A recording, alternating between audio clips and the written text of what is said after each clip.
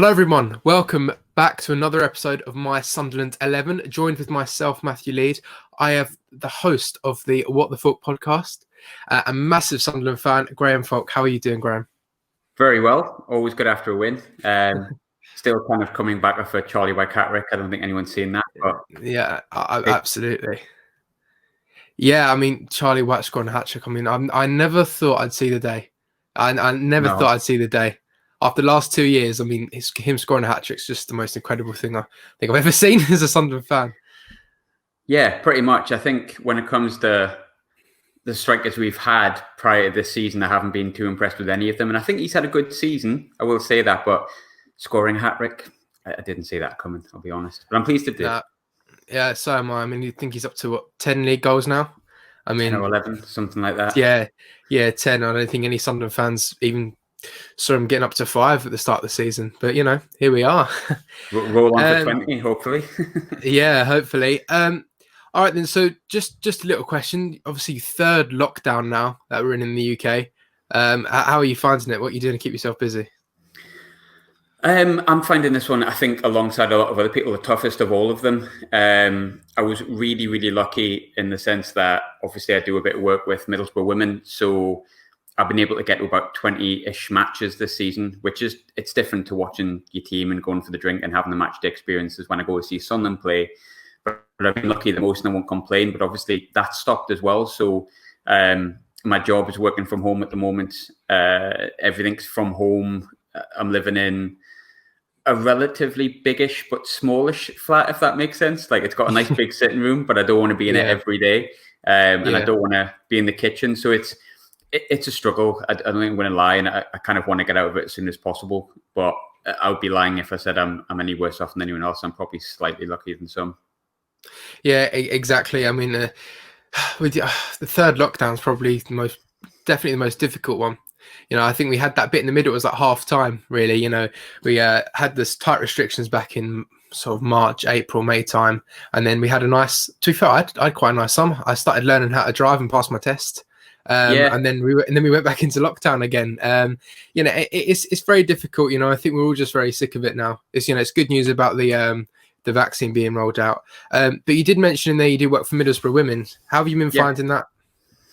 It's been really stop-start. Like, I love it. I love the girls, I love the team, I love the staff, everything about it. And I think anyone who follows me on Twitter will probably see that. I'm very, very towards Middlesbrough women because it's like watching your friends play and you want to see your friends win. But it's been difficult for me, who does the media, to come up with continuous stuff. For the girls, it's probably even tougher because I think we played 7 preseason games and 8 games off the bounce. Sort of sometimes in the league that we're in, you'll get like a free weekend. So it's not every weekend because there's less teams in the league. I think there's 12. So sometimes you get a little bit of time off. Like, you'll play like one game, then maybe a week off in another game, and then you'll play another game, but then maybe you'll have another weekend off after that. This season, because things were like, we're trying to get things packed in, it was every weekend. So it was great for me. I had somewhere to go. I mean, we played Stoke away this year. We played, off the top of my head, Derby was at home, sorry. But we had a few away games. Like, I got to go to the Stadium Light. We played Sunderland away. That was at the Stadium Light. That was great. Eerie, really weird being in the Stadium Light, not supporting the team in red and white on the night. And it being empty, it's a very eerie place, I'll be honest. It's anyone who thinks, I wish I could do that, trust me, it would just change your vision of it. It's very weird. But we played 8 games off the bounce, long story short, and then it stopped. I think we won a game in the last minute, 93rd minute winner. Then it stopped for 4 weeks, and then we got back into it for a week, and it stopped again. So I think in total we've played 1 game in, I think it's about 7 or 8 weeks, maybe more. So it's difficult because I'm getting to the point where I'm running out of ideas for media. There's only so much you can do with a year worth of lockdown. So, but we're getting there. You know, we're better off than some people. Like, I'm being lucky enough not to have lost anyone, not lost my job, and you know, if anything, through lockdown, I qualified officially at uni and got a job. So I'm far luckier than some, but it doesn't mean I'm necessarily happy about it. Yeah, exactly. You know, just like keep yourself busy. That's the main thing, really. But I think you've been, exactly, very fortunate. And what a lot of people have missed is actually going to football matches, and that's something you have got to do. Just even if it's just standing there holding the camera, at least you've actually got to experience what it's like to watch players play on the pitch. Yeah, absolutely. It's still been, I suppose, in a way, my away day has been being on the coach, at the front of the coach, and having a bit of a laugh with the girls on the way down. So I've had a much better experience than some, if it's been ever so slightly different. But again, that's probably made lockdown through even harder, because I got used to that being my vice, so to speak. And unfortunately, I haven't had that. Yeah, exactly. Well, hopefully it should all start again soon. I think, I say soon. I mean, next month is when they're going to review the lockdown, and but hopefully, things like that do get lifted, because they are a lot more important to people than I think. They realise, and this is what I said in the last episode to Paul, who I did the episode with. I said, I think football is such a massive part to people's lives that a lot of people just look past. It's with mental health as well. It just gives people something to look forward to, and something to do on the weekend. It's almost like a purpose and a routine sometimes, isn't it? It's like, I think that's why a lot of Sunderland fans in particular have been saying that they can watch the matches, but then they change the channel, and when we score, they feel a bit like, all right, sound. And I kind of understand that. There's been games when I've been like, oh, we've scored, cool. I think because their routine has been going to Jameson's or going to Greens or whatever it was, and walking over the bridge and getting to the ground, complaining about the ground, leaving at the ground, laughing about the funny things that happened in the crowd that weren't the game. And that's kind of taken away from you a little bit. So I think it's almost the routine of what you would normally do in a weekend. That's people in the Northeast, as it's a cliche, but we all live for football, the majority of us. So take that routine away, I think we struggle a little bit. Well, yeah, it's just how it compares to actually going to games. Like, you're in the pub before, you meet all your mates, all go for a drink. You're at the game, you're all singing, and then even if you win, lose, or draw, you probably still go to the pub afterwards and still all have a drink. But when you win, it's that great feeling being at the stadium. But now, when you win, like even yesterday, like brilliant, we beat AFC Wimbledon 3-0. Charlie White scored a hat-trick. Got up and turned my computer off, and that was it. That was the end of the game. So it is very, very different, of course, and it's not very nice, is it? It's not nice, but I'd hate to see it taken away. I don't know if it should, if I'm honest with you. Morally, I don't know if at the moment it should be going ahead when everything else is there. But from my own selfish perspective, I think if football was taken away, God. Yeah, exactly. It's just that thing to look forward to all week, really. And especially now we've got 2 games a week on Tuesday. At least we do have something to look forward to rather than nothing. Because it's just sort of that thing to get you out of bed in the morning, to that sort of motivation to go and watch Sunderland and see how the team are doing. Just when we didn't have that back in April and May sort of time, it was very boring, and a lot of people struggled because they just had like nothing. They were literally doing nothing and doing their best to occupy themselves. Plenty of trends going around. Like people making up their starting 11s through like pieces, like objects in their house, like people down in pints of beer, like just things like that. Just keep people busy, and it's the toughest thing ever. Yeah, it was just like that, and it's like even for me, the first lockdown was probably like starting my own podcast. That kept me busy for a bit, but then I couldn't start a new podcast in the third lockdown. So what do I do? Do I go running again like I did in the first lockdown? It's almost like I think people exhausted their options. We're social people in general. People need community. People need society, even though some might disagree with that. And I think when it's not there, you struggle a little bit. But again, I'm dead lucky in some ways, but there's obviously things that are frustrating. But if the football comes back, I'll be a happy man. Yeah, exactly. It's just the football, really. You don't realise how much it takes up our lives, really, until it's gone, and what it really means to us, Yeah, exactly. I'm disappointed I'd waited about 10 years to see Kyle Lafferty in a Sunderland shirt, and I got to see him about 3 or 4 times before lockdown. Really kicked in. I've been wanting that signing for ages, I don't know why. Just wanted that signing for a long, long time. I've always liked Kyle Lafferty, and then that went and happened, and then it's like, oh well, it was a short love story, but the last goal they actually saw was Kyle Lafferty. So there you go. Yeah, of course. He scored the 2 goals against Gillingham. I was lucky enough to be at that match as well. I got out of bed about 6 a.m, got a King's Cross, got on the train up to Sunderland, and then the last minute equaliser was just a killer, really. It was horrible, and then I had to get back on the train and come all the way back down to London again. So I had that whole journey, just thinking about that last minute equaliser. But it was the last game at the Stadium of Light I did get to see. So in some ways, I am pleased I got to see that. Yeah, in some ways, I would take it now. Just Yeah, to see it. exactly. You just touched on it before. You started your own podcast. What the Fuck podcast? How are you finding that? Yeah, I really like it. I mean, for me, it sounds a bit cliche and a bit wrong. It's really nice when people do listen to it, but I never started it because I cared about how many people listen to it. I've never been bothered by that. To be completely honest, it's been more. I think it was more about me making sure that I was staying as sharp as I could, because obviously I wanted to be a journalist, and it helps with your skills and things like that. And at the time, I was at sort of uni, and I used the podcast for my final project, and it became more of a kind of. I enjoyed chasing after the people I wanted on the podcast. And then if people listen to it, amazing. I'm really pleased that I've got to a point where I'm now in January, almost a year after I started it, and people still listen to it in a decent bulk. I think last time I checked, there was a decent few listens, and I've managed to speak to people I've wanted to speak to for my entire life. So yeah, I'm really quite chuffed with how it's going and stuff like that. It's been nice, and it's been really handy.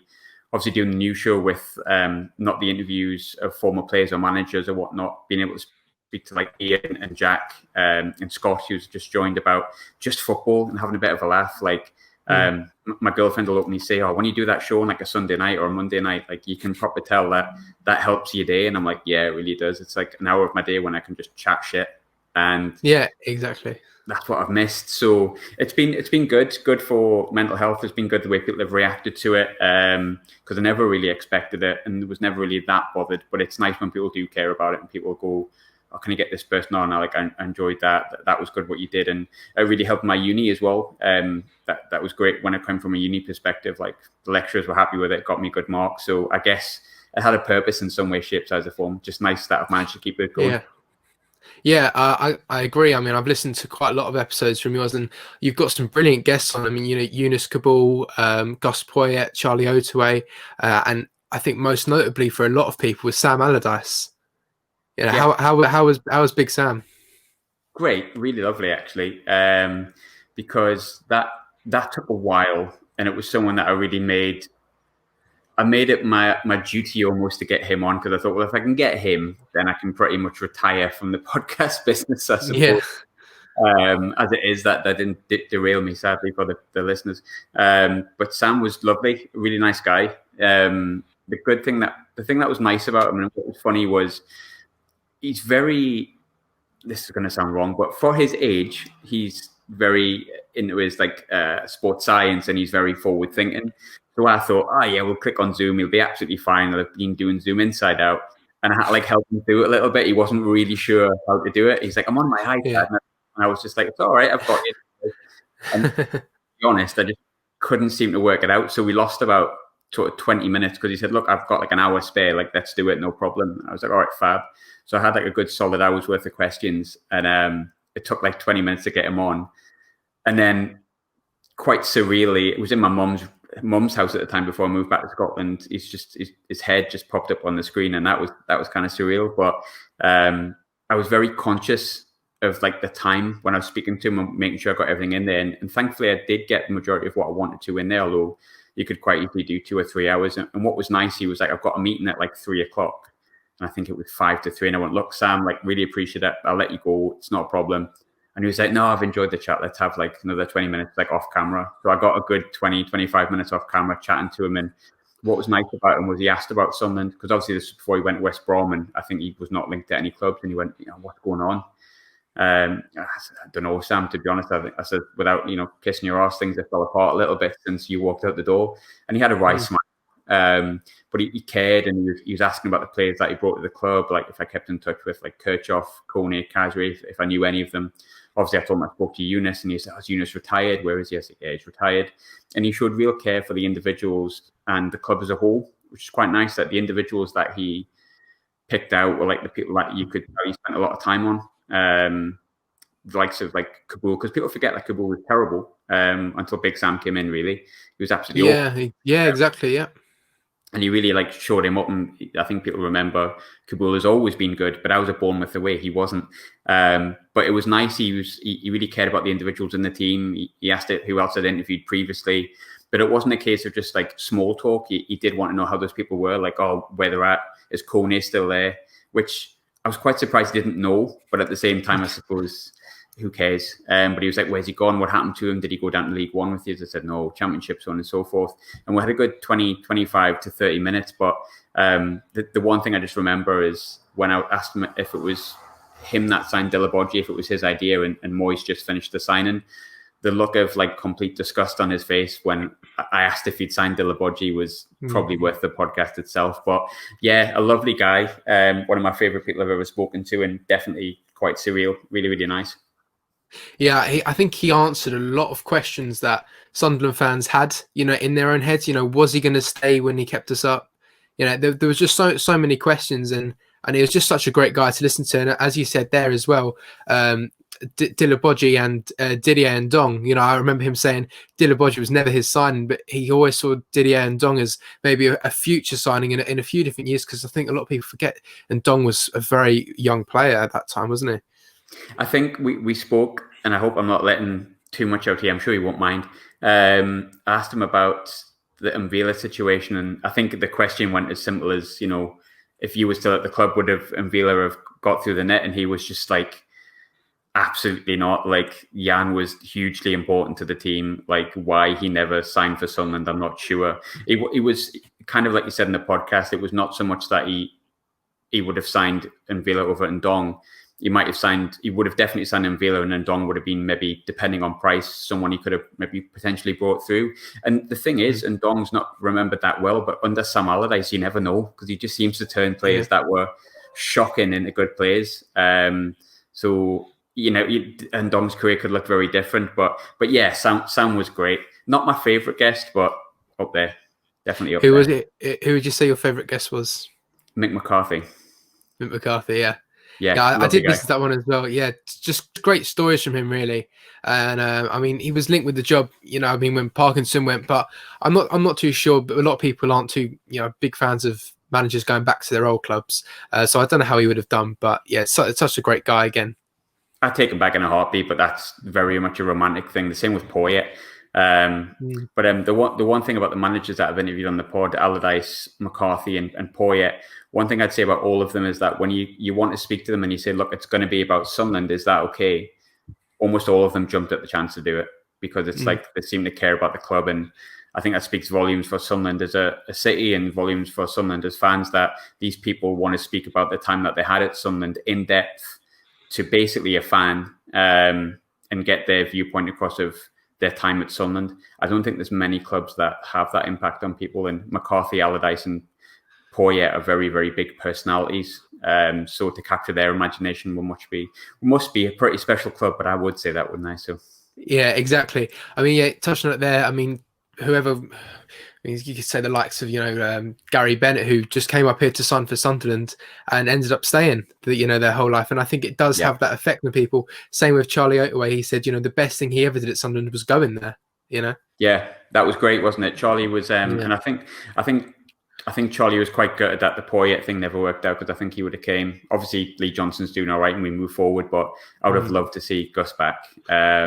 I know that's not always a popular opinion, but I think he was quite gutted, speaking of Charlie, that didn't come to fruition. I don't know what happened. I didn't really probe too much, but I think he would have liked to come back. I think both of them. Yeah, because it did seem recently that Poyet was almost like destined. He was going to come back. It was almost 100% confirmed he was going to come back. And then out of nowhere, Keith Downey says, no, he's not coming back. So that was a bit of a strange one there.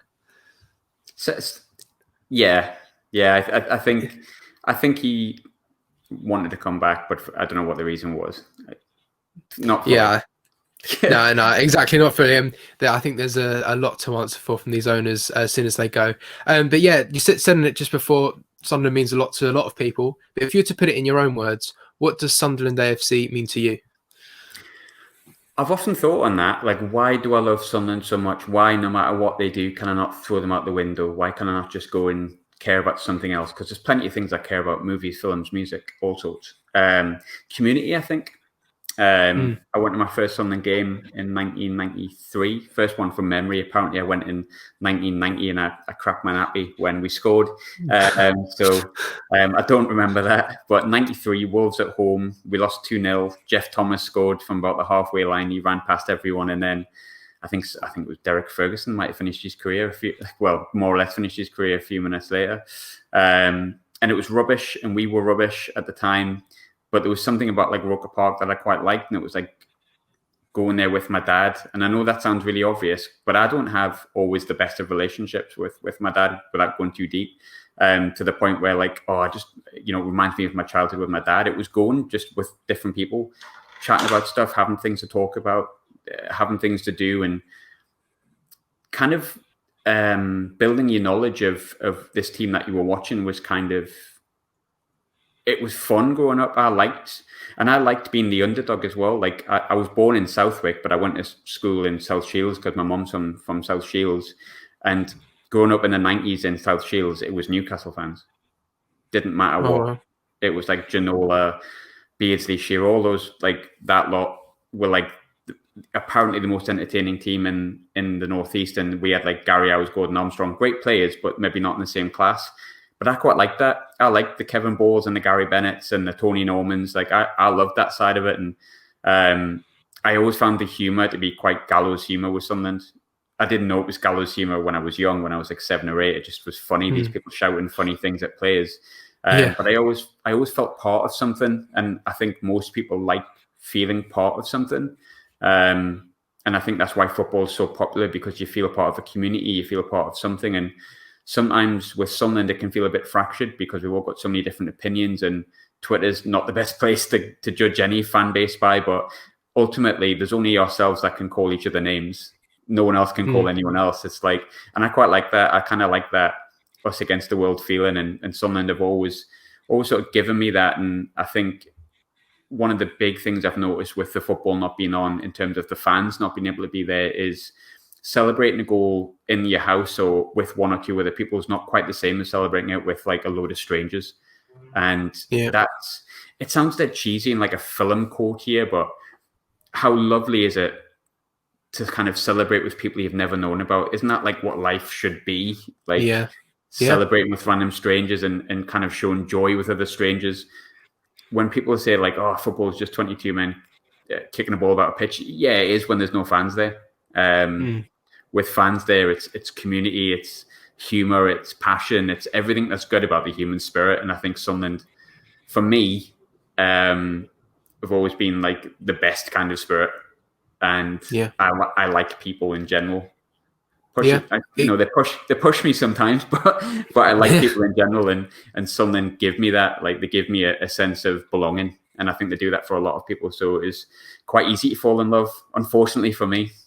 Yeah, exactly. And that's the main thing I think people don't realize. And it's not as easy to explain to someone who is, I wouldn't say ignorant, but who just, someone who's not a football fan, they don't understand. You can't quite put into words what it's like for your team to score a goal and to celebrate that, and just the emotion and that feeling you get when that ball hits the back of the net and you're celebrating with everyone, you're singing, and that's the same for me. You just to feel part of something. I'm not from Sunderland, and I could have literally supported Arsenal, Tottenham, anyone who's the teams that are near me, but I fell in love with Sunderland because being there at that match, celebrating that goal, just the feeling it gives you, it's just, there's nothing better.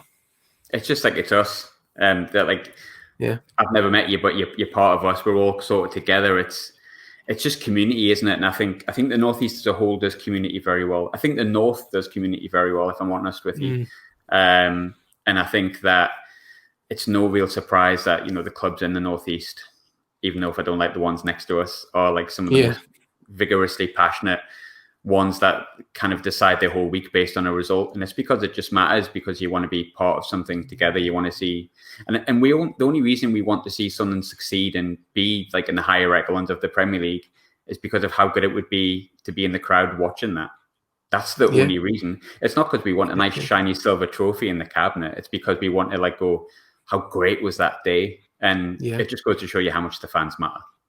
Yeah, exactly. I can, but we played at Wembley in 2014. I think after that match, we're all very proud of the players because they did everything they could, I think, that day. And so did Yeah, Man City, but it was just a better team won on that day. just But yeah, quality. I mean, we enjoyed that day, enjoyed the night before Covent Garden, Trafalgar Square, in the same 2 seasons ago. But how great would it be, just to win that game and for everyone just to be, at the end of the game. And I just have the vision in my head, how like all the Liverpool players, in front of the cop stand singing "You'll Never Walk Alone." I just thought, imagine if we had that Wembley with the fans singing "Can't Help Falling in Love" with the players.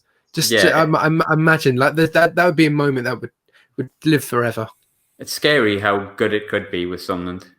It is. And it will happen one day, I'm sure. I'll be dead, but it'll happen someday. Yeah, exactly. I mean, yeah, I just want to say, like, finally on that, with it just meaning so much, a lot of people down here, the community isn't as good as it is down here than it is in the Northeast. So I can say that straight away. And to me, Sunderland wouldn't be just a team I just support on the side. I have my life, but this is just my team I support. It's literally like everything. It is your life, and it just becomes your life. It affects your whole mood. If you lose, that affects your mood for the week. If you win, it affects your mood for the week. It literally controls everything. Yeah, it does. And I sometimes think I would change it, but I don't think I would. I don't think I would. No, it's just like changing your entire life, and no, I wouldn't do that. And obviously, it's not very positive now, but we have had a positive history. I think as positive as it can be. Absolutely. Yeah, and this is what we're sort of here to discuss today and go through your favourite Sunderland 11.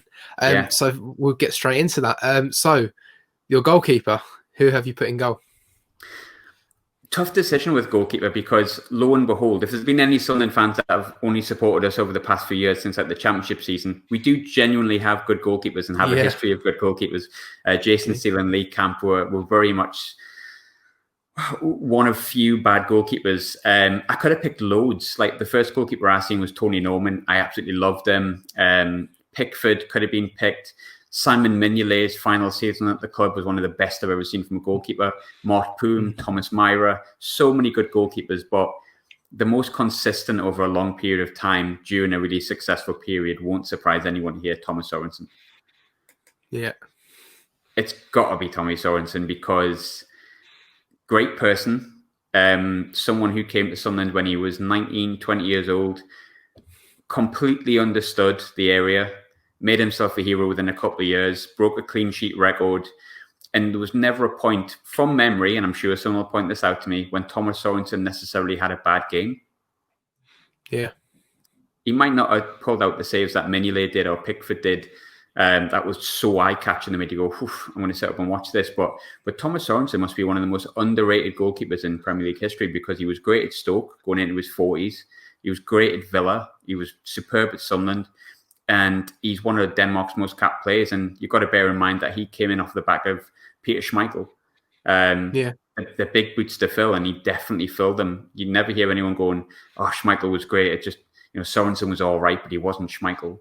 Like people in Denmark that I've spoke to, big fans of Sorensen. Every club that he's been at likes Thomas Sorensen. I mean, he was another guest on the pod early doors. And I'm really pleased to say that every single club that I tagged in that or got hold of it all loved him. They were all big fans of Thomas Sorensen. I think he was just consistent. And the best thing about him, growing up as a kid, I had Lionel Perez, bless him. Not the best of crosses was Perez. And the playoff final of 98, many people remember that third goal. And I remember all I really wanted was a goalkeeper that was, not like going to be scared of a cross.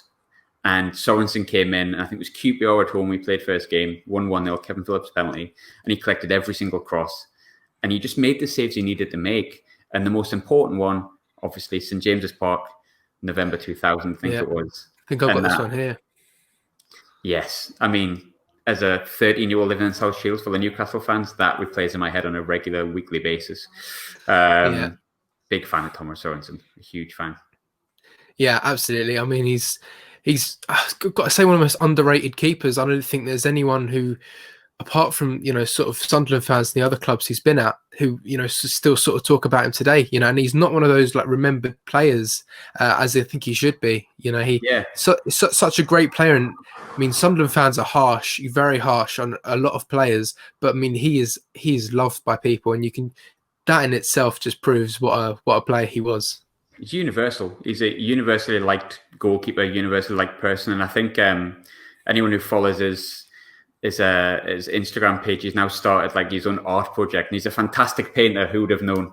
Of course, he would be good at more than just goalkeeping. So yeah, for me, there's a lot of choice, and I feel bad leaving out probably Mignolet and Tony Norman, and especially Pickford, but Sorensen was just too consistent over too long of a time for me not to pick him. No, that's absolutely fair enough. That's fair enough.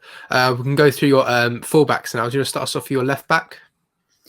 Yes, this was again another tough one because you've got Mickey Gray, who was consistent for years, captain, played for England in left back. Then you've got Danny Rose, he blotted his copybook a little bit by going to Newcastle last year, but thankfully he decided not to join them permanently.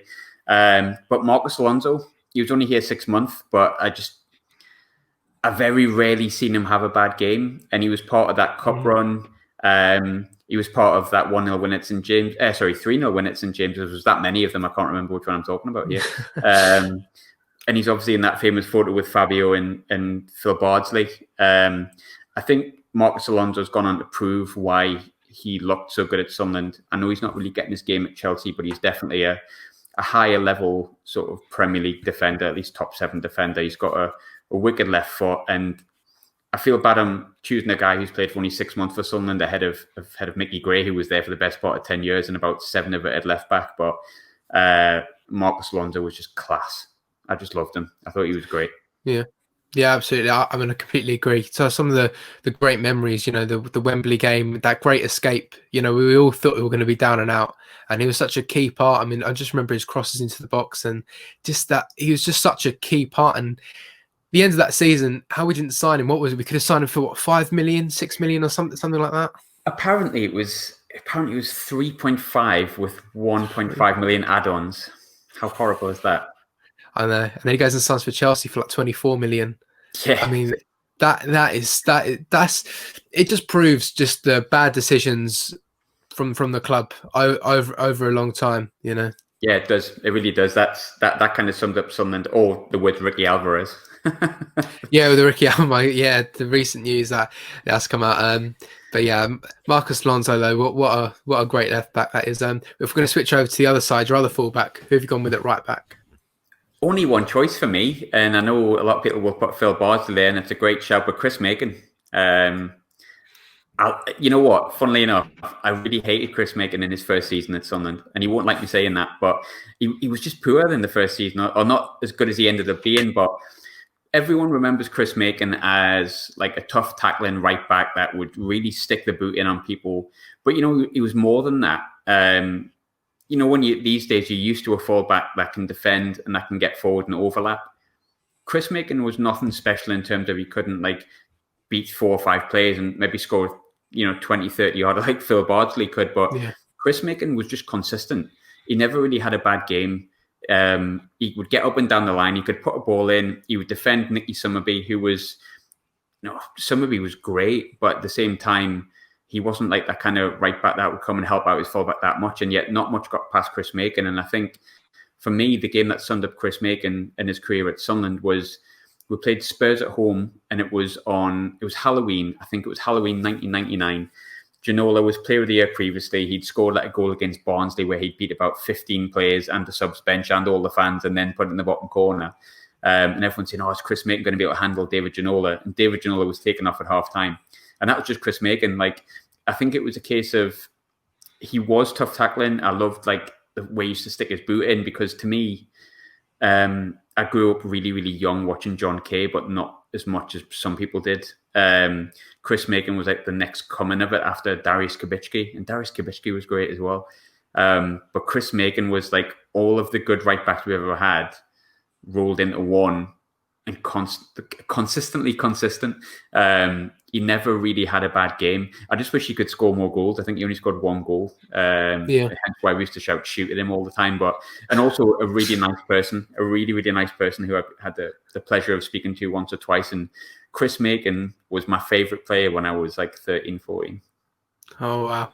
Yeah, I mean that's just brilliant. I mean, you can see how good of a good player he was if you describing him like that. He's, of course, I'm sure a very integral part to that Sunderland team he was in. Huge. He was a huge cog in it, and I think people always talk about Mickey Gray and Alan Johnson, or Mickey Gray and Julio Walker on the left hand side.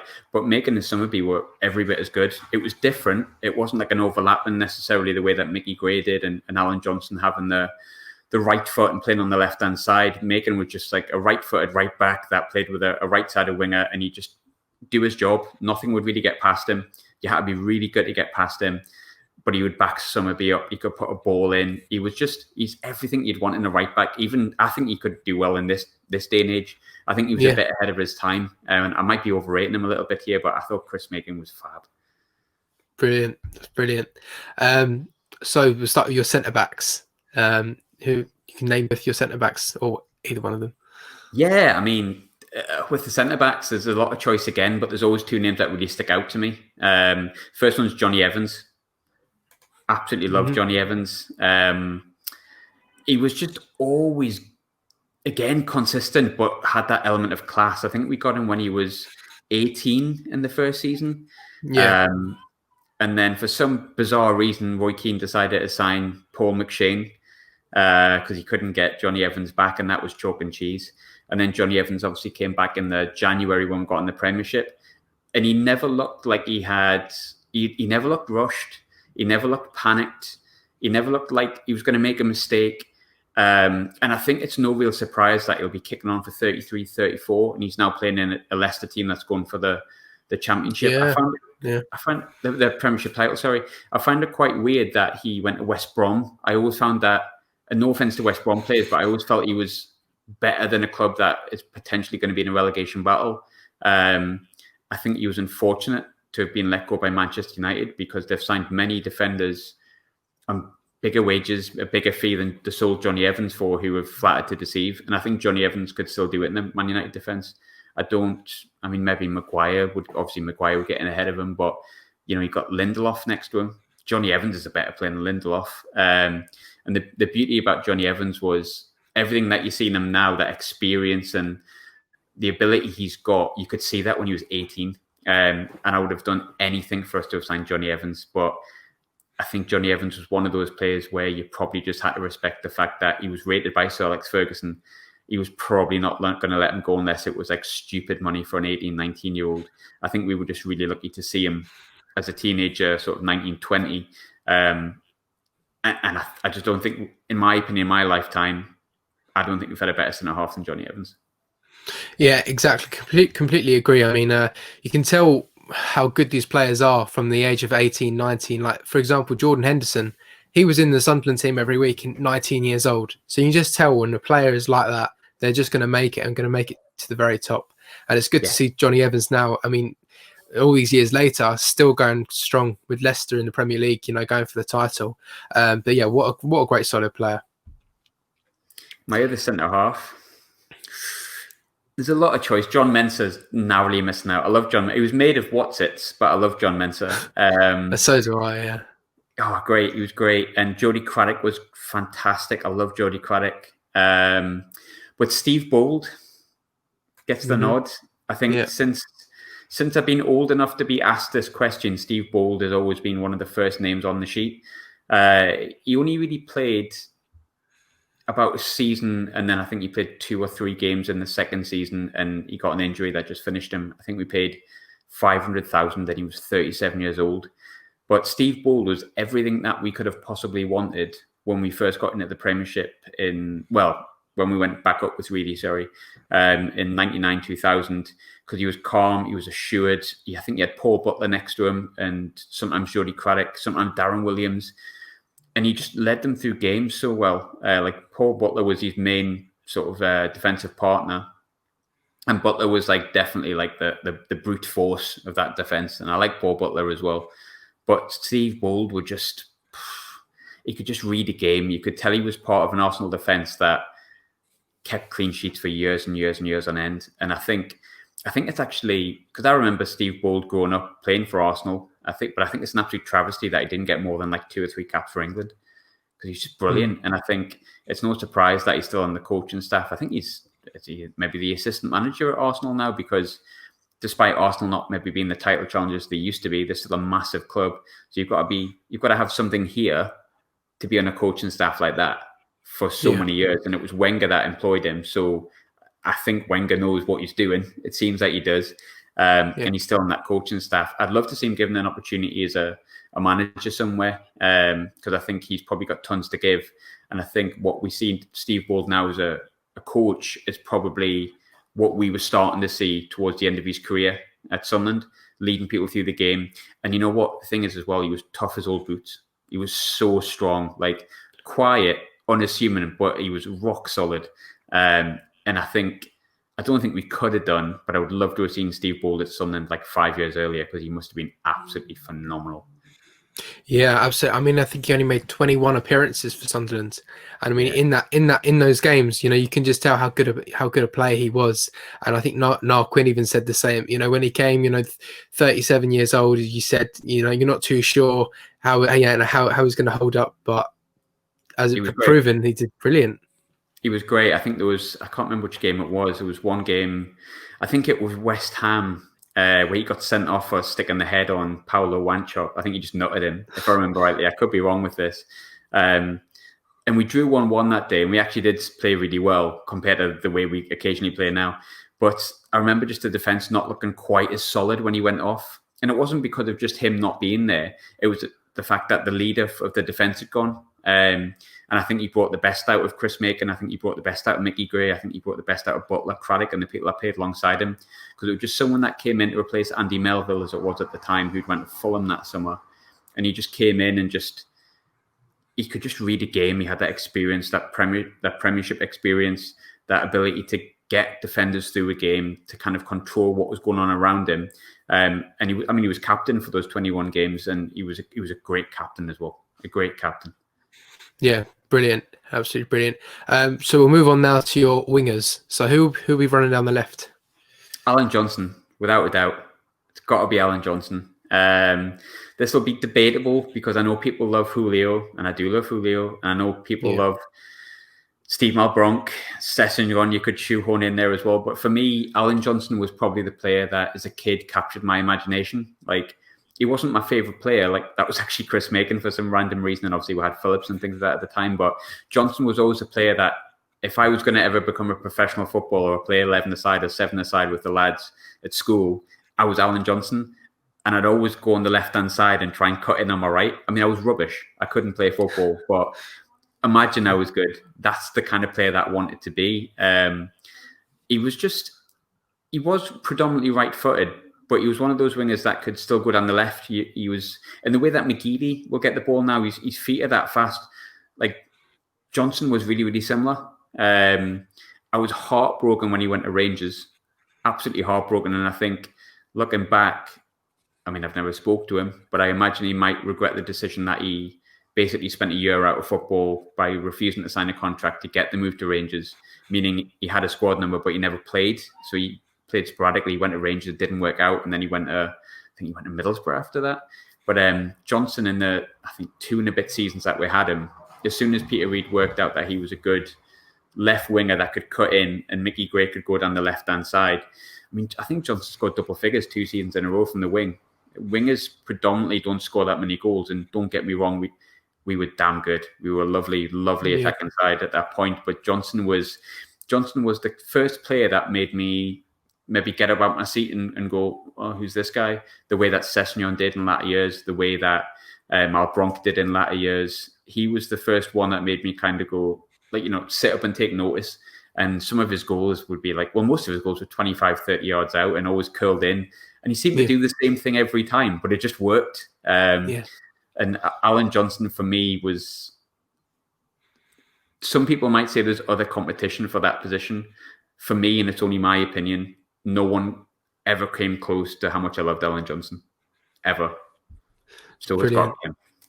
It's brilliant. I think he's just one of those players that would just like stand out in a game. And I think that's what I keep saying. What we struggle with now is players go missing quite a lot. They become passengers of the game and they don't want to sort of stand out, get the ball and stand out. But clearly he was the player that was. I just loved him. Magic was his name, and I think for me it summed him up. One Yeah, of my best memories as a kid is him scoring in the last minute against Portsmouth. I think he scored in the 91st minute, cut inside, curled it in on his right foot, straight in the top corner, past Alan Knight, I think it was, if my memory serves me right. yeah. And it was the season that we unfortunately got beaten in the playoffs, but despite the fact that we didn't get promoted that season, that was a really exciting season at What Sunderland Football Club, and he was one of the main kind of spearheads of that really attacking, enjoyable, nice football that we played. Brilliant. And if we switch over to the other wing, who's running down the right? It's got to be Summerby, Nicky Summerby. I think if I'm going to have Chris Macon as my right back, then it's got to be Nicky Summerby as me right winger. Summerby, the one thing that people will always remember about him, and it's kind of I'm repeating stuff that people have said before, but outside of David Beckham, at that time, no one could put a ball in like Summerby, and people will debate me on that and say that he was even better than Beckham. The quality of his crossing, and he used to get a bit of stick, I remember as a kid, by people saying he was lazy because he was like quite late, like lackadaisical, and wore big baggy shorts and kind of didn't run about very much. But it was his ability on a ball, like in the way that Alan Johnson would like maybe beat 1-2 players and then maybe overlap towards Mickey Gray or cut inside and have a go himself. Summerby would kind of be like 30 yards from goal and be like, why do I need to beat this guy when I can just ping it in on Quinny's head from here? I don't need to beat my man, because the quality of his crossing was that good. And I think we've had players of similar technical ability since Summerby. But if we're talking out and out delivery, the ability to put a ball on someone's head, we've never had someone as good as Summerby since he's left. And another absolute travesty that Reedy let him go. And Reedy did that with a few people. And I love Reedy, no criticism of him. But when Summerby and Macon and the likes of Alex Ray started going out of that team, it's no real surprise that we started losing that kind of good style of play, that push for Europe that we had going on.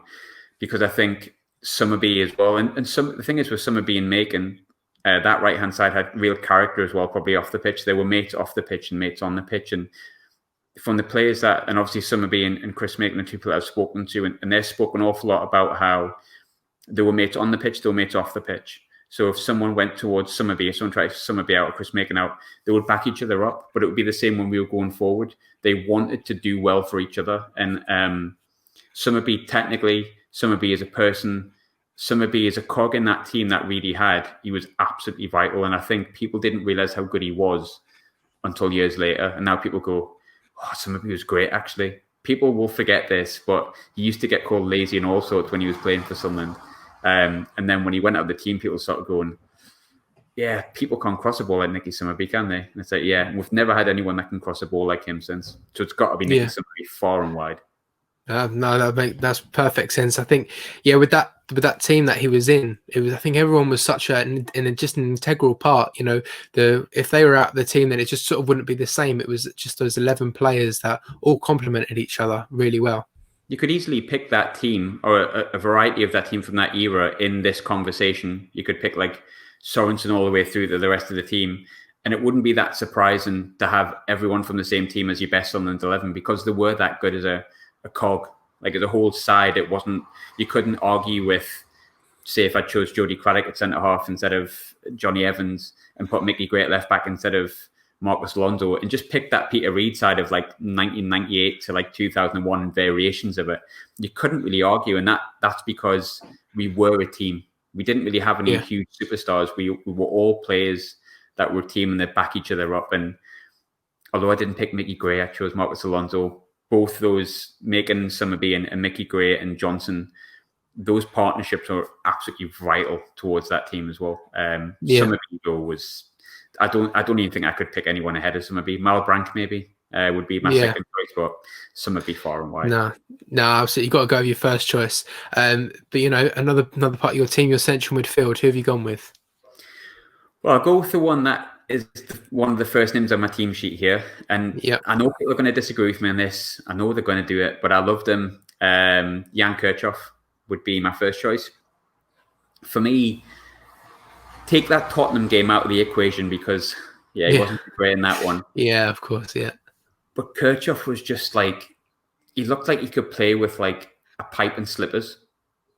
Like he was just so good in that season under Allardyce. And I remember going to St James's, and it was the 1-1 game when Defoe scored and Mitrovic scored.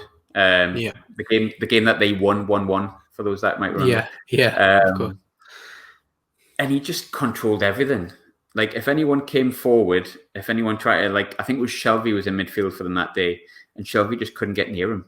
Like as soon as Kirchhoff had it, it was like he was playing against little boys.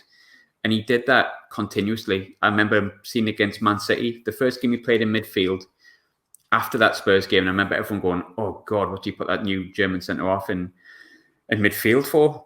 And he got man of the match. And that was against City. And like a good Man City side. And we lost that night, but we were really unlucky. And he never really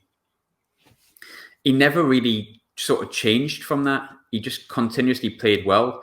And I know people say when he was under David Moyes, he wasn't that great and all sorts of stuff, and he didn't really play. But he was someone, when I was part of Local Report, interviewed him in Germany. Nicest guy ever. Beautiful. Beautiful looking man as well. Absolutely stunning. And I think his head just kind of went as soon as Moyes came in, because Moyes just didn't know how to handle him. And the one big thing you say with Jan Kirchhoff is he was literally made of Rizzler papers. He was consistently injured. In fact, I don't even know if he's got a club at the moment. Last I heard, he was in the German third division, which is such a travesty for a player of his ability. But for those 6 months under Sam Allardyce, I don't think we've had a better midfielder than that. My opinion. I'm going to buy in it. Yeah, I think Jan Kirchhoff now, he's at a team and he's been there since 2019 and he's only made one appearance. Like that is, that's just where he is now. And I think, as we touched on earlier with Allardyce, he just knew how to manage players. Using that sports science, he was never injured under Allardyce. No, he was never injured. On and off, I take him off like 20 minutes to go, but I reckon Allardyce would have spent that summer getting him in shape. I think from what he told me directly was that Moyes would just be like, get him to the point where he was like, if you're not peak fitness, you're not fit. So he used to run him into the ground, and Kirchhoff's body's not made like that. I think Allardyce managed it to an extent. It was a shame when you had to take him off sort of 60, 70 minutes into a game, because sometimes you'd lose a foothold on it because he was so important. But Kirchhoff never really had a long-term injury till Allardyce went. He had to be took off and managed, but he never had a big injury. And then as soon as Moyes came in, he was injured 2-3 times. And you look at him now, I think Sam Allardyce and Jan Kirchhoff were probably the perfect storm. But if he wasn't as injury prone as he is, he would have been at Bayern Munich probably still. I think he's that good.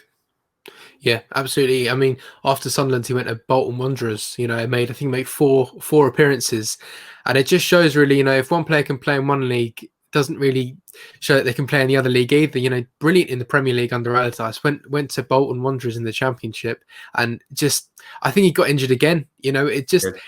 And I think after he obviously left Sunderland, his contract expired, and he was released.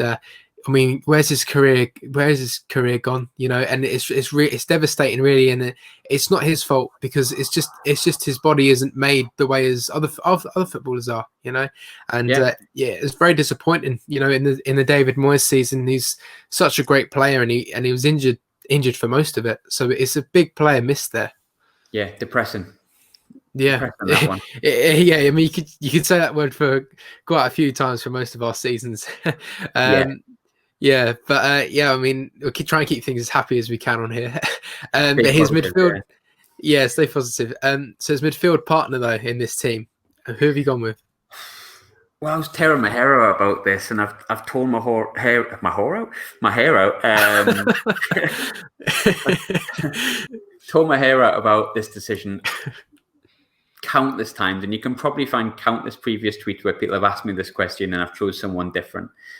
So I've really tried to sit and think, and the reasons why I'm behind it. So the reason I find it so tough is I lived in an era of Stefan Schwartz, Alex Ray, Don Hutchison, Key. I know people are not huge fans of Key, but Key's one of the best midfielders I've ever seen for us as well. He's absolutely loved. Again, smoking, could smoke and play in slippers. He was that good. And outside of that, Lee Clark was brilliant. Yeah, he muddied the waters a bit with a t-shirt, but Lee Clark was great. Even going back to the likes of like Steve Agnew in the early 90s was good. There's so many options. Seb Larson I liked, Jan Villa. There's so many choices that you could put in there. But there's only the one name that you always think of when you come to Sunderland midfielders, and the reason I've chosen him is for numerous reasons. Is Kevin Ball. I think Steve Ball could take the captaincy in the team, but if you got the option to have Kevin Ball in your team as your captain, I don't think you can miss it. And of all the players I mentioned before, they're all great. They've all got different qualities, some technical abilities. The likes of Alex Ray was as tenacious as Bawley, could score a goal, get stuck in, went on to do it for Rangers, Wolves, continued on after Sunderland. But Kevin Ball's Mr. Sunderland. Like, it's Bawley, he's ours. Yeah. The greatest captain of my life, will always be the greatest captain of my life. There'll never be a better captain than Kevin Ball. He'd run through brick walls. I seen him once break his jaw, I think on Boxing Day against Derby County, and his jaw was basically hanging off, and he was still shouting orders. And I was just like, when I really think of Bawley as a man and as a player, I don't think there's many. You're not going to get someone like Kevin Ball ever again at Sunderland. For one, the game's far, far, far too sanitized these days to have a Kevin Ball. And Bawley was a good tackler, and Bawley was a good player as well. And, you know, a lot of people speak about his ability to put a tackle in and his captaincy. And yeah, that was a huge, that was his personality on the pitch, but he was a good player. He scored some cracking goals throughout his time. I mean, look at Wolves away, look at Nottingham Forest at home. He could score some really good goals, and he could pass, he could tackle, he could do all the basics at a good standard, Kevin Ball. And he did that consistently for Sunderland over numerous different managers in two different positions. Started off at centre half, came into midfield, and I just love Bawley. I love him as a man now. He was the first player I ever interviewed, and God, his handshake is tough. Same. Funny thing with Bawley, and this shows you like the level of respect, but also fear that I think myself and many of the Sunderland fans have. He was the first person I ever interviewed in the flesh, and I'd rang him and I was nervous. And I says, look, I'll just do the interview over the phone. And he went, nah. Like, you're going to come down to my office and we'll do it in the office. Like, I don't like doing it over the phone. You don't get the right feel for it. And I was like, I'm not going to turn that down. Says, oh, okay, fair enough. So I went in, I suited up and everything for him. I never do that for anyone, as you can tell. So I suited up for him and stuff like that. And I don't... For a long time, I was vegan. For about 8 or 9 years, I was vegan. And at this time, peak of my veganism, shall we say. So I still drink soya milk. And I drank soya milk then. And he said, Graham, before we start, can I get you a coffee? I said, yeah, no problem, Kevin. That would be great. Calling him Bawley in my head, but Kevin to his face. Yeah. And he brought the coffee back. And I kind of realized he'd used like cow's milk. Yeah. And I was that nervous and that respectful of him. I dare not say to him, look, mate, I can't drink this. I'll probably feel quite ill after it. I just drank it.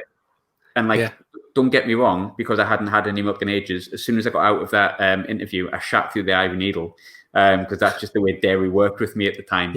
But I was so nervous and so respectful of him. And I think there'll be a lot of people that have spoken to him and interviewed him since then, because I know there's been a few that will attest to this. He's always the first person to text and say, Happy Christmas. Are you all right? When lockdown started, you all right? How are you doing? You coping? You getting by?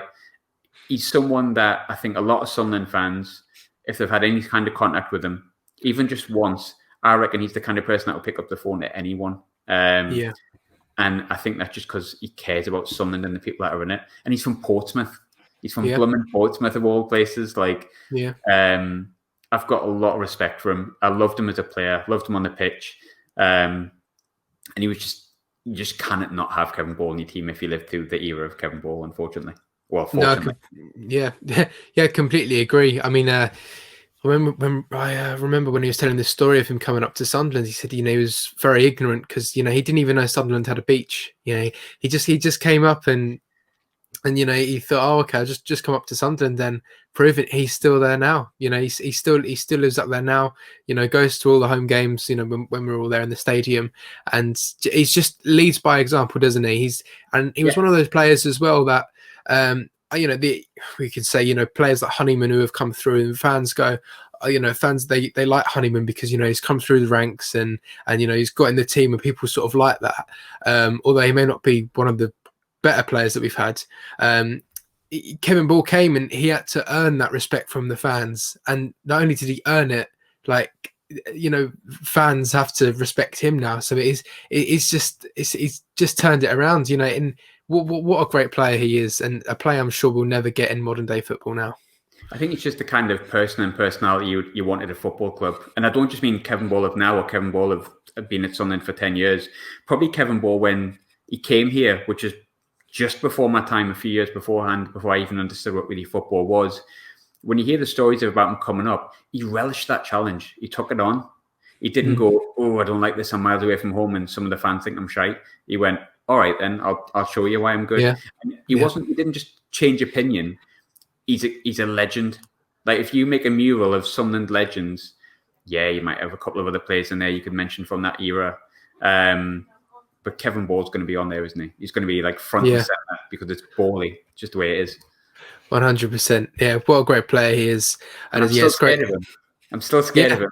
Yeah, I remember I was mascot for Sunderland 7 years ago now. Walked out of John O'Shea, and I met him. I think it might have been after the game, and I was like 10 years old at the time. We went to shake my hand, and literally he broke my hand in half. Like when he shook it, and I just thought, you get the impression as soon as you shake his hand, you're like, wow, like that's Kevin Ball, and that's just what he does. That's the one benefit of COVID. If you do see Ball, you just have to fist bump him. You don't have to yeah, or just give him a little wave, because otherwise he might break your hand just by a fist bump. Yeah. All right then, brilliant. That's Kevin Ball. The strike force. Now to finish off the team, who have you gone with up front? Oh, you know what? There's no real choice in a sense, but honourable mentions to, well, not an honourable mention to Darren Bent because he left a bit sour, didn't he? But there's certain strikers that I would kind of put my house on scoring goals for Sunderland, and Darren Bent was one of them. Despite what happened, he was absolutely dynamite, unbelievable in the time he was at Sunderland, and that's what hurt, the way that he left. Yeah. And Jermaine Defoe, I love Jermaine Defoe. Still as fit as a fiddle. As good as I remember Defoe coming in and thinking, is he still quite going to have it? I'm thinking he's still going to be good, but is he going to be the Jermaine Defoe that we've seen at Spurs and West Ham and Portsmouth? And he was better. In fact, he got more experience. He was just great. But I was lucky enough to be born in 1986. I was lucky to go to my first match in 93, and even luckier to have my first season ticket in 1997.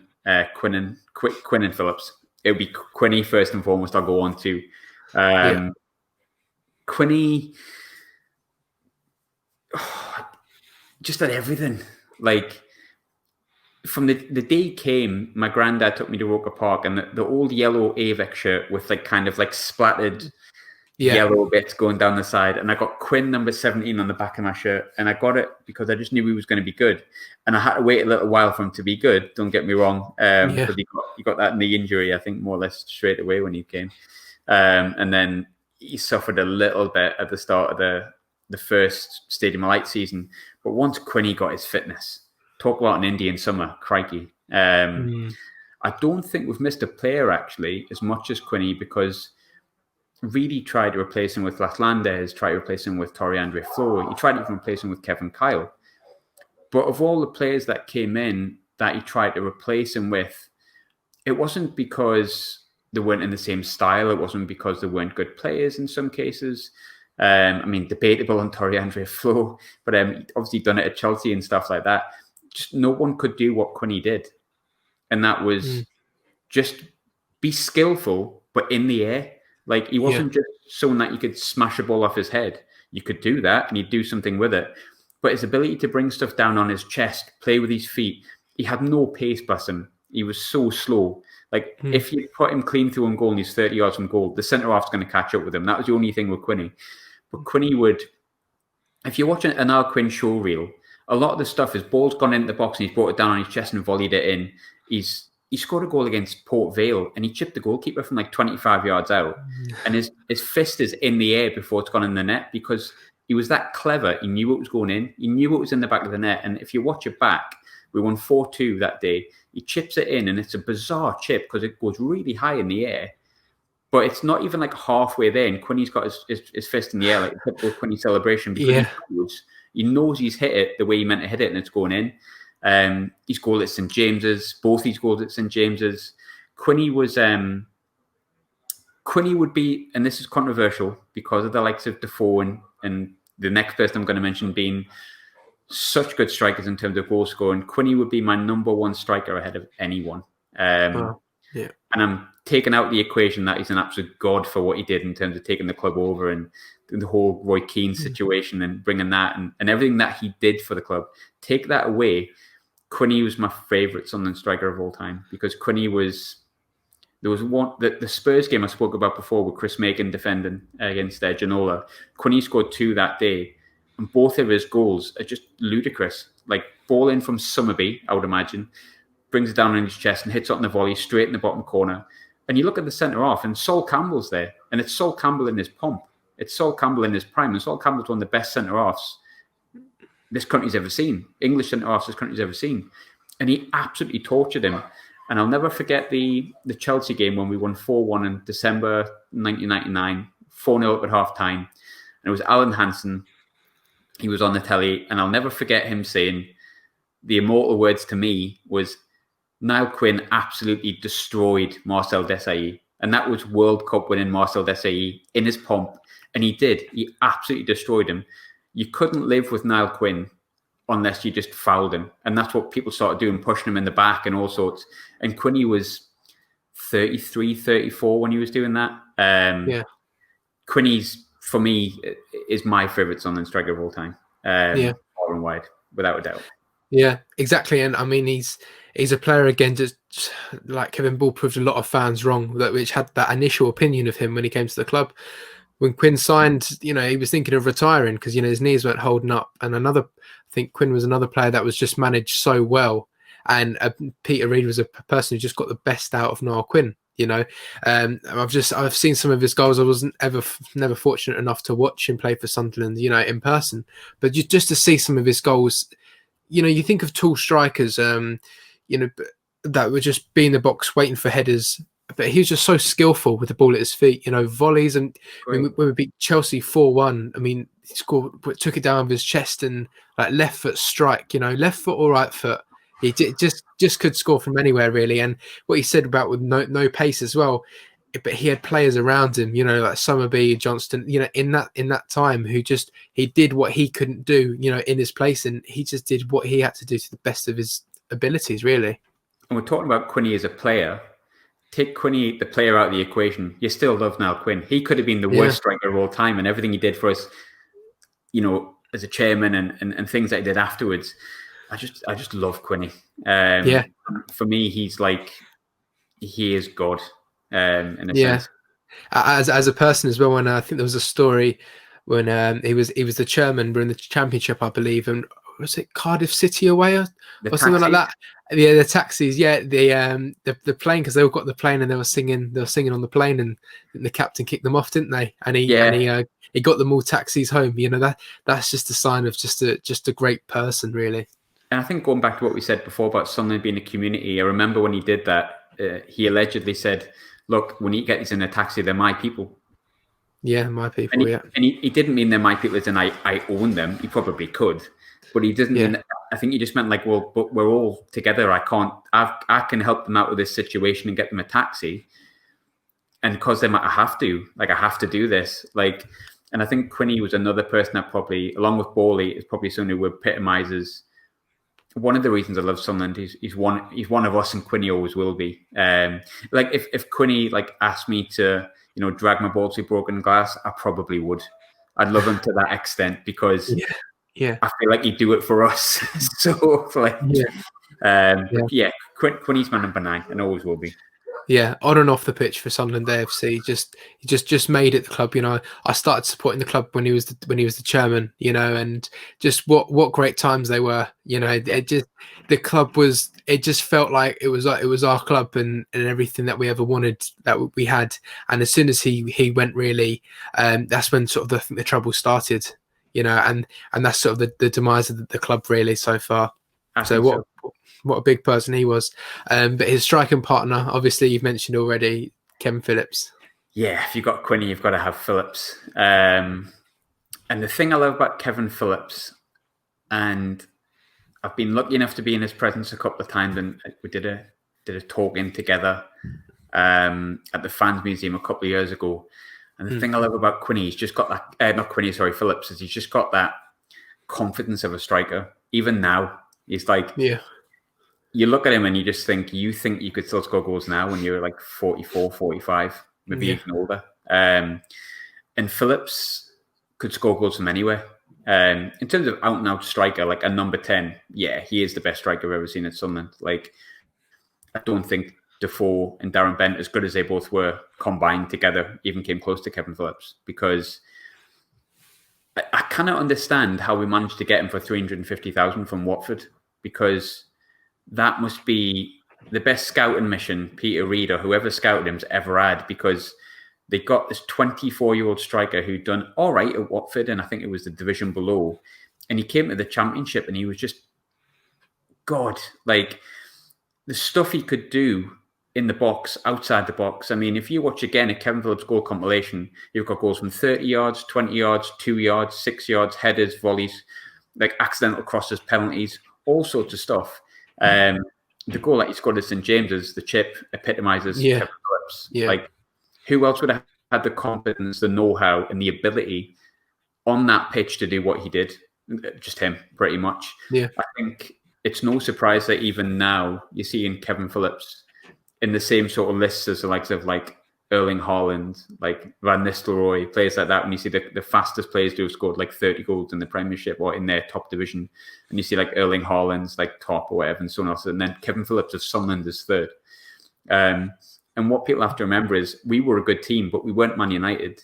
We weren't Arsenal of the time. We weren't like the Man Cities of now. We were a good Premiership team, but we'd just been promoted. But we were a solid top half Premiership team, like maybe like an Everton would be these days. That's what we were. And yet he was scoring 30 goals. And I think his first season, when we got beaten in the playoffs, he scored 35, which was, I think, equaling Brian Clough's record. And he was just phenomenal. I mean, I would have been 97. I would have been 11 at that time. And I remember we played Sheffield United in the January, and I think we were 2-1 up at the time. And my dad said, "Are you enjoying this one?" I said, "Yeah, good game." Quinny got the first one. I think Dean Saunders had scored for Sheffield United.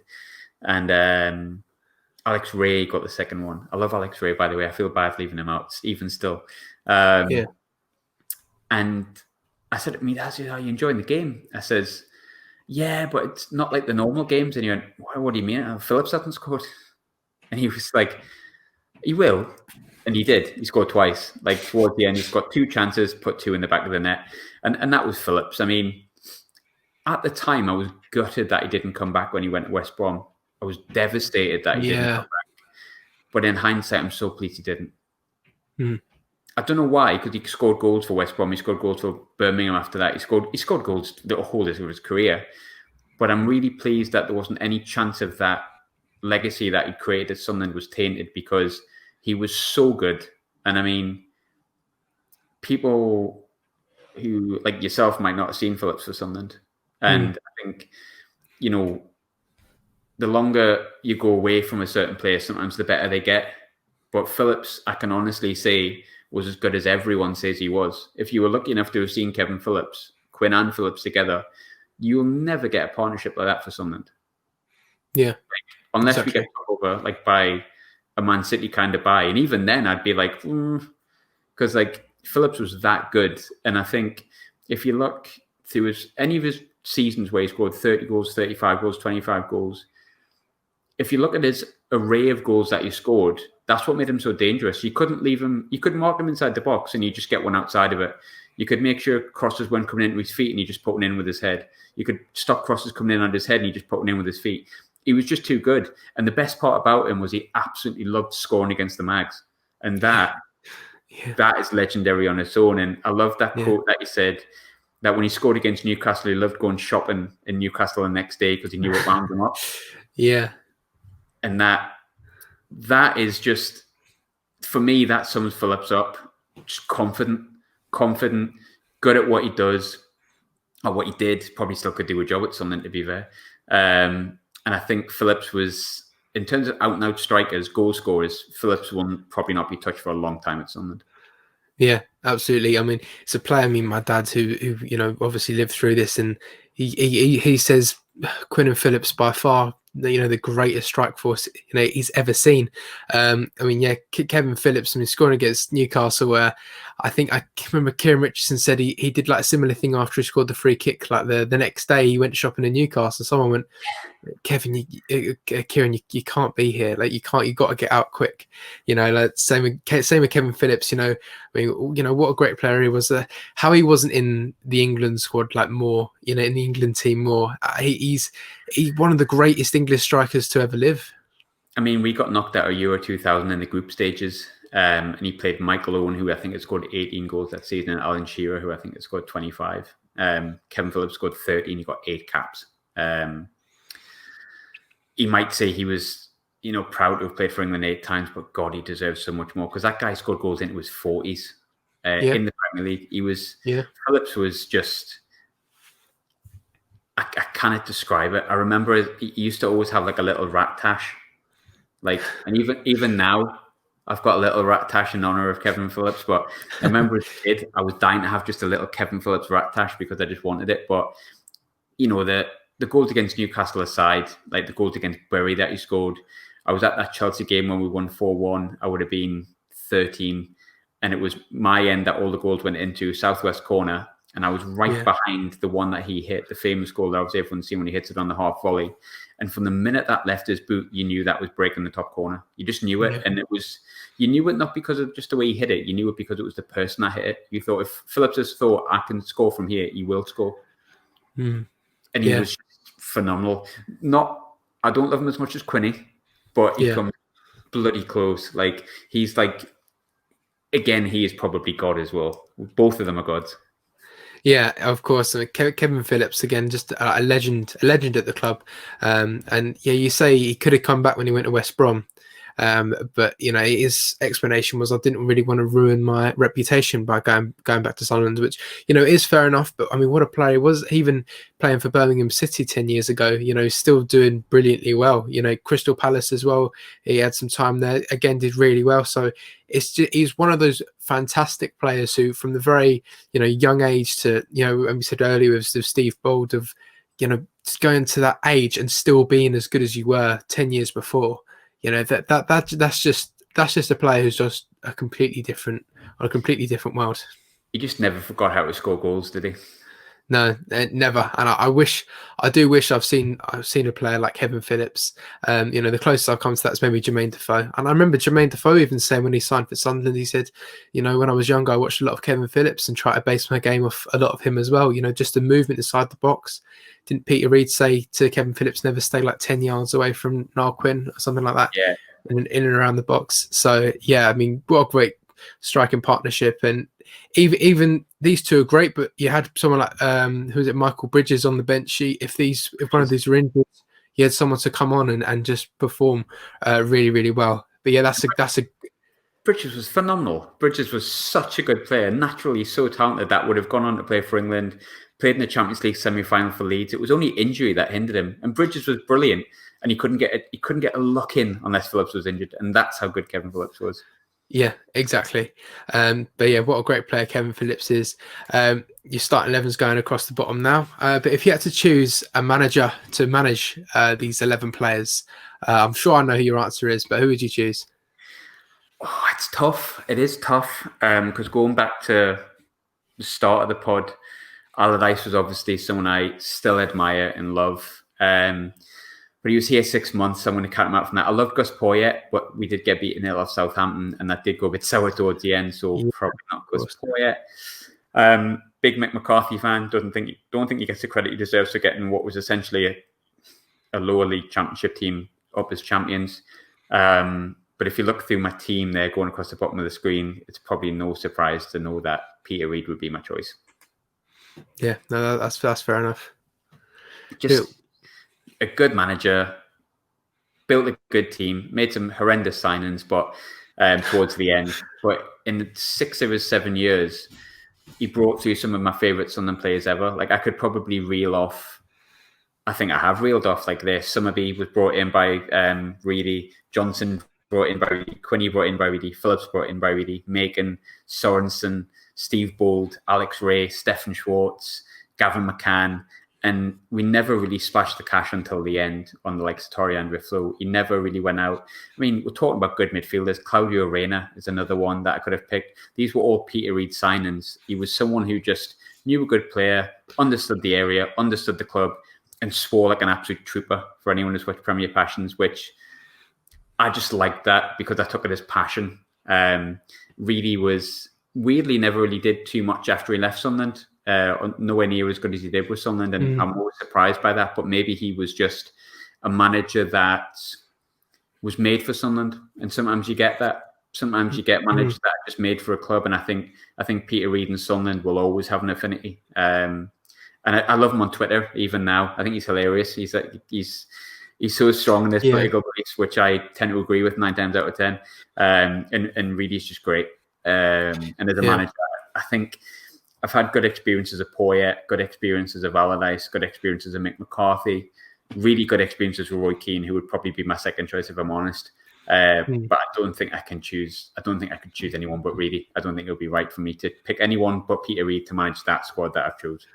No, that's fair enough. I think it was sort of the last best period. I think in the club's history, not much has happened that's been that good since Peter Reid. Really, I mean, a lot of people were saying when we got that stand conversion in the stadium of like the North Stand conversion, he always said that he wishes that they use that money for players and to progress in the Premier League a little bit more than spending that money on the concourse. What would you say? Yeah, I mean, at the time I was probably too young to understand the finance element of it, but really up until maybe the last season was really good in the transfer market. I mean, Gavin McCann cost 500,000 went on to play for England. Quinney 1.7, Phillips 350,000, Alan Johnson 600,000. Nicky Summerby a swap deal for Craig Russell, another great striker. One of my first heroes, Craig Russell. Chris Macon 500,000. He turned Mickey Gray from a winger into a left back. He bought in Sorensen for $1 million. I don't know. I think it's a difficult one, and really will probably know more about it than I will. But I suppose in my mind's eye at the moment, thinking about that period, the only time really suffered was when he spent big money. Like I think it was 12 million on Torian Flo or 7 million or something. 4 million on Marcus Stewart. So I think maybe Reedy was better at kind of going out and scouting players and getting them for like peanuts. But yeah, I suppose if you'd spent big money on the likes of, I think at the time we wanted we were linked to the likes of Ibrahimovic and Jan Koller, and Jan Koller was always linked to something. If you brought in maybe like a big superstar, that was like a bit of a game changer to just push us from 7th into like 5th or 4th. Yeah, maybe I see his point. Yeah, well, no, that's fair enough. I mean, what a great manager Peter Reid is. And as we see there, you're starting 11. Thomas Sorensen, Chris Macon, Johnny Evans, Steve Bould, Marcus Alonso, Nicky Summerby, Jan Kirchhoff, Kevin Ball, Alan Johnston, Narquin, Kevin Phillips, managed by Peter Reid. That is a superb 11, in your opinion. I think it's pretty good. I think it's pretty good. It is very good. Well, I mean, we've gone an hour and 23 minutes so far. I mean, it's gone really quickly talking about these great players, and I think it just shows what's going on at the club now. And all the negativity currently. It is nice to sort of talk about a positive history. You thought I was going to put Charlie White in as one of my strikers. Well, after that hat trick, I thought you might change your mind on Phillips. Anyway, yeah, but thank you very much, Graham, for coming on. Is there anything you like to say before we end it? Follow me podcast if you want. If you don't, it's all right. Yeah. It's like at What the Fork or something like that. Hopefully you enjoy it. If you don't, it's fine. It's all right. But yeah, just hopefully we get back into the stadium soon. Hopefully we can chat about games and being in the stadium and the atmosphere on a match day rather than watching through the medium of TV and computers. Fingers crossed they can be in the Championship and in the not too distant future, the Premier League, dare I say it. Yeah, well, it should. I think we'll appreciate it a lot more when we can get back into the stadium and watch the games. But yeah, I will definitely leave Graham's podcast in the link along with all of his social medias. So go follow him. If you did enjoy the video, give it a like, subscribe to the channel, leave a comment as well, and we'll see you in the next episode. How are the lads?